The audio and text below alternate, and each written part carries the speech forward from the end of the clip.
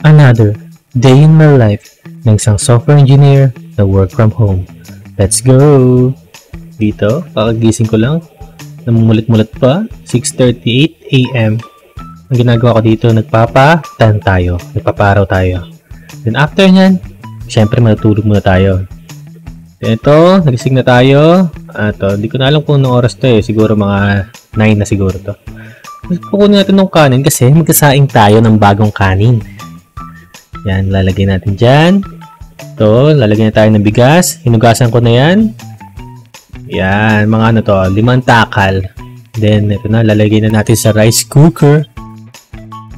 Tapos, kukuha tayo ng tubig natin for our daily routine. Drinking 2 liters of water every morning. After nyan, syempre, mag-work na tayo. Yan, ganyan tayo kasipag eh. Dito, yan, stress na ako. Kitang-kita nyo naman. Yan o, kunwari nag-iisip. Ito, kakain na tayo ng palunch natin. Adobo. Yan, naglagay na tayo ng chicken. Tapos patatas. Isang subo.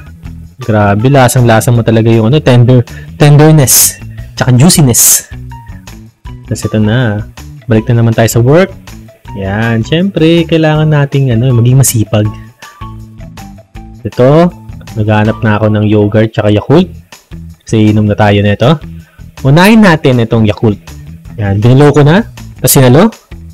Kaya niyo ba yun? So na, ininom ko na. Tapos yung yogurt. Siyempre, inom na tayo ng barley. Buksan na natin. Ilagyan na natin sa 1 liter of water. Haluin na natin. Inom na tayo ng 1 liter of barley. So ito, nagbibihis na ako kasi kukuha tayo ng parcel ng ating Shopee. Pababa na tayo dyan. Click down. Ground. Then close. Selfie tayo dyan. Nandito na tayo sa lobby. Palabas na tayo dyan. Si Kuya Rider.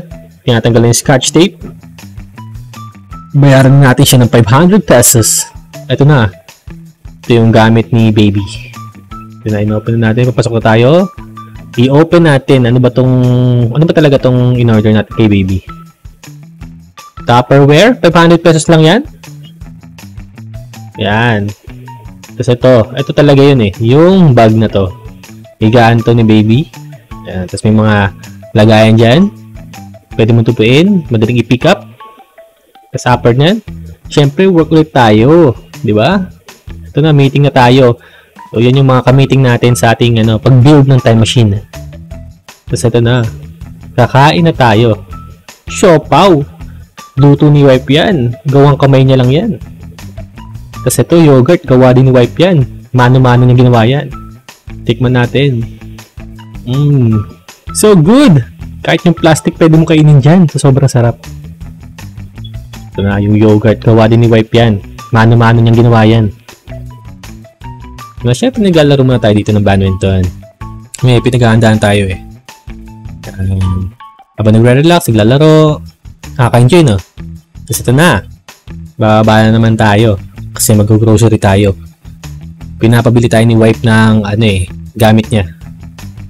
So, ito na. Ito yung bibili natin. Yan. Tapos, bili na rin tayo ng itlog. Sarang natin. Chinek up ko lang yan. Baka kasi may basag. Lagyan natin sa basket. Tapos, mayonnaise. Yan. Bayaran na natin. Dito na tayo sa counter. Bigyan natin yung card. Tapos ito na, palabas na tayo ng grocery. Nandito na tayo sa condo. Siyempre, selfie muna tayo dyan. Nandito na tayo sa condo. Lapag na natin yung binili natin.